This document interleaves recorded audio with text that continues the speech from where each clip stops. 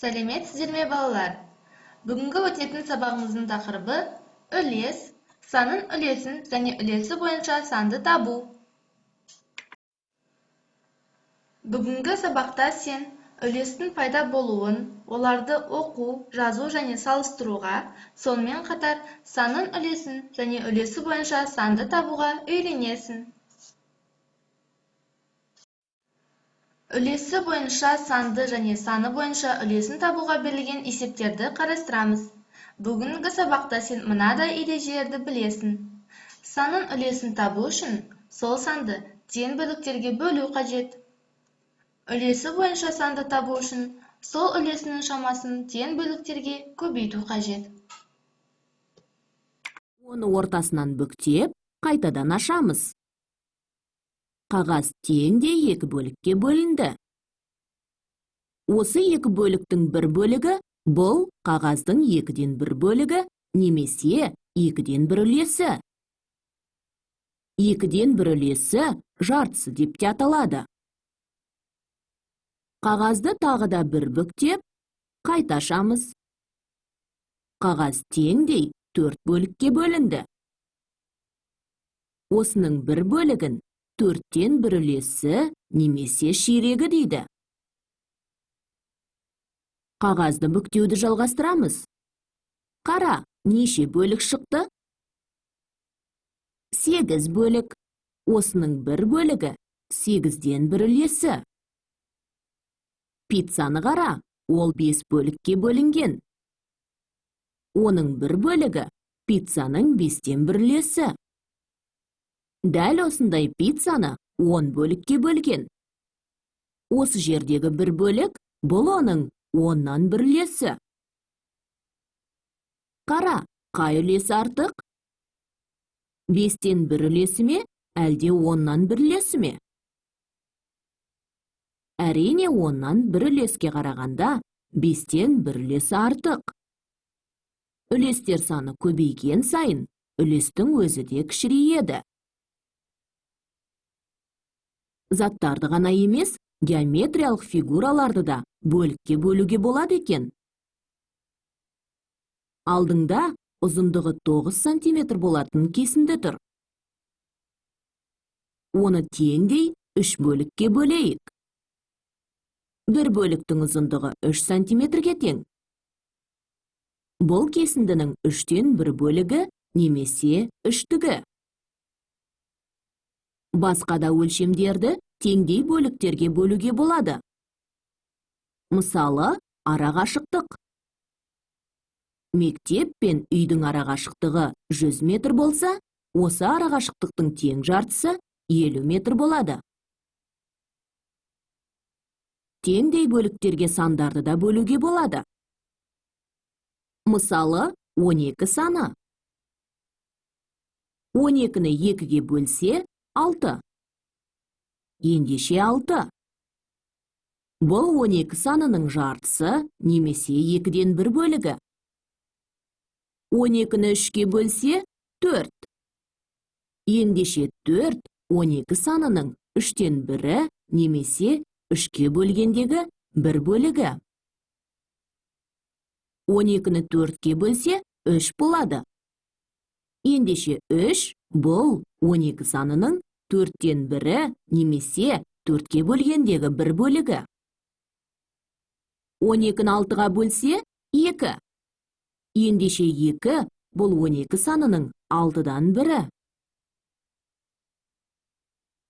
Санды оның бөлігіне қарап білеміз. Мысалы, 6-дан бір бөлігі 4-ге тең десек, 4-ті 6-ға көбейтеміз, тең болады 24-ке. 3-тен бір бөлігі 5-ке тең. Ендеше 3-ті 5-ке көбейткенде 15-ке тең болады. 7-ден бір бөлігі 6-ға тең болса, 7-ні 6-ға көбейтеміз, тең болады 42-ге. Енді тапсырмаларды орындайық. Бірінші есеп. Жәшікте 16 килограмм алма бар. Оның 4-тен бір бөлігі бәліштің арасына салуға алынды. Жашиктен канча килограмм алма алынды? Есептин шешүүн және жауабын жаз.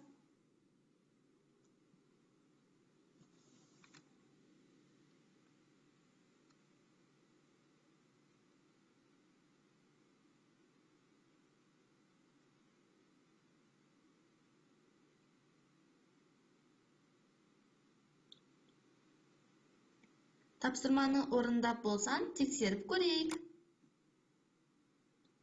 Шешуі 16 мен 4-тің бөліндісі 4. Жауабы 4 килограмм алма алынды.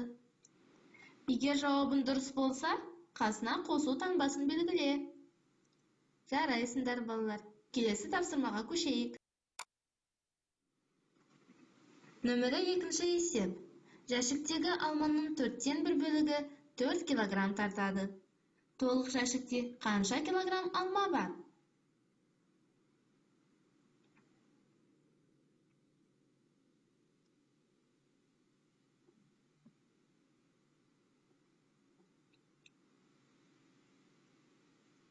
Тапсырманы орындап болсан, жауабын тексерейік. 4 пен 4-тің көбейтіндісі 16 килограмм. Жауабы жәшікте 16 килограмм алма бар. Жарайсыңдар, балалар. Келесі тапсырмаға көшейік.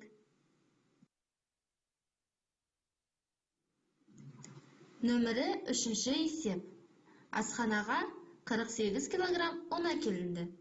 6-дан 1 бөлігі самса пісіруге жұмсалды. Қанша килограмм ұн қалды?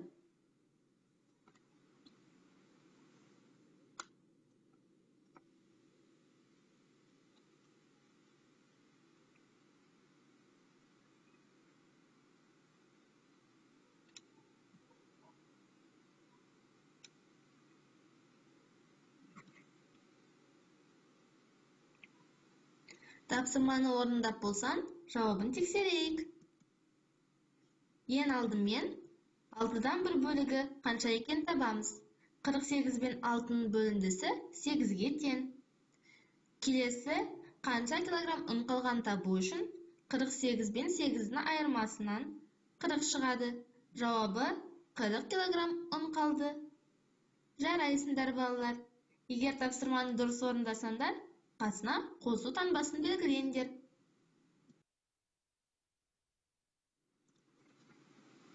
Төртінші есеп.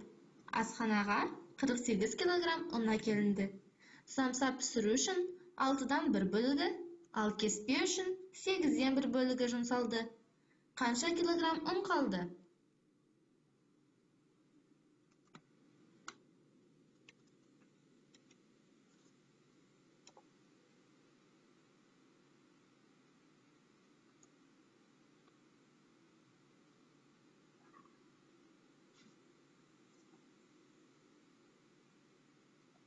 Тапсырманы орындап болсан, жауабын тексерейік. Ең алдымен 6-дан 1 бөлігін табамыз. 48 бен 6-ның бөліндісі 8-ге тең. Келесі 8-ден 1 бөлігін табамыз. 48 бен 8-дің бөліндісі 6-ға тең. Қанша килограмм ұн қалғанын табу үшін 6-дан 1 бөлігі және 8-ден 1 бөлігін қосындысын 48-ден азайтамыз. Сонда бізде жауабы 34 килограмм ұн қалады. Жауабын дұрыс болса, қасына қосу таңбасын белгіле. Жарайсыңдар, балалар. Өте жақсы. Тұтас пиццаның бар бөлігінің үлесін тап.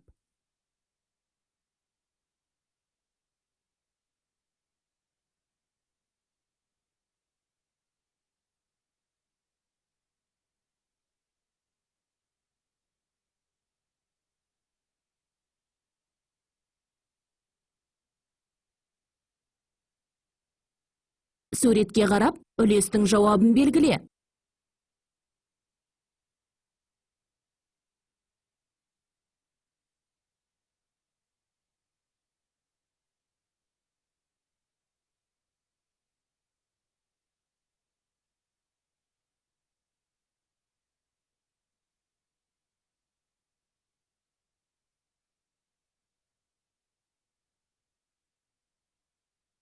Кесіндінің ұзындығы 16 сантиметр.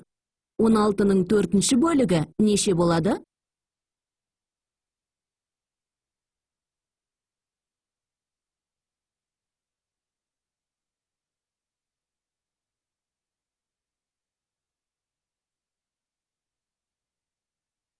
Дүкенде бір күнде 54 килограмм жеміс сатылды. Барлық сатылған жемістердің 6-дан 1 бөлігі алмұрт болды. Дүкенде бір күнде неше килограмм алмұрт сатылды?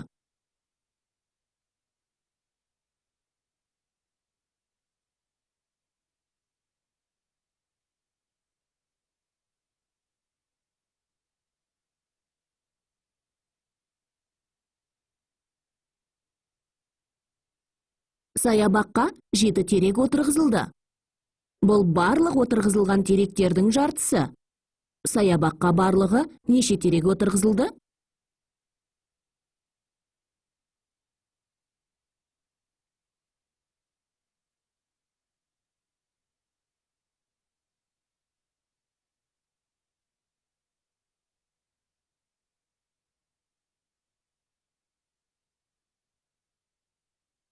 Кесіндінің ұзындығы 32 сантиметр. Кесіндінің 4-тен 1 бөлігі неше болады?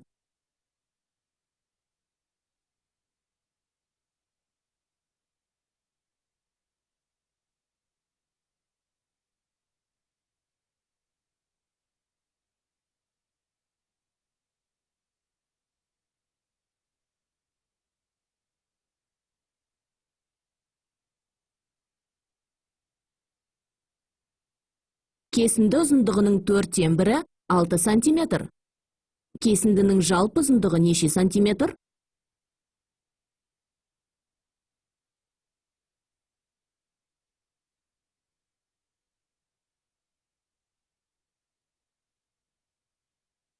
Биіктігі 2 метр болатын үй жиһазының 10-нан 1-і нешеге тең?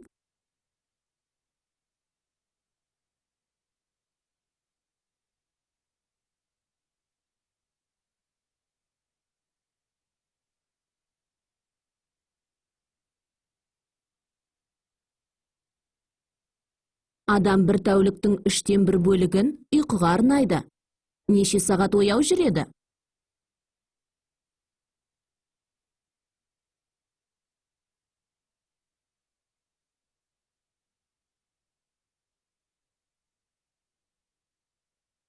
Асылдың мектептен үйге дейінгі жолы 1 сағаттың 6-дан 1 бөлігін алады. Бұл қанша уақыт?